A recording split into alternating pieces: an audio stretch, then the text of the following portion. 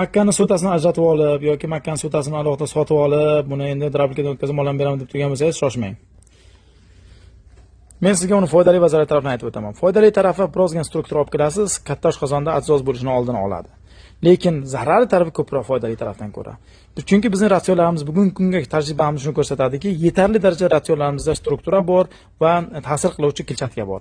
Bunda ta'sir qiluvchi kletchatka ham yo'q va makkadan keladigan asosiy energiya va kraxmalni miqdorini yoki ta'sirini kamaytirasiz. Bu esa albatta ertaga sut berishni kamayishiga sababchi bo'ladi yoki semirishga ta'sir qiladi buqalaringizda.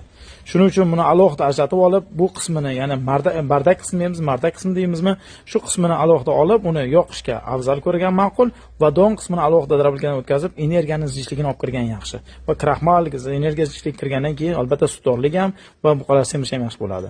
Foydali ma'lumotlarga bo'lmoqchi bo'lsangiz, bitta like tayamang, ulashib qo'ying.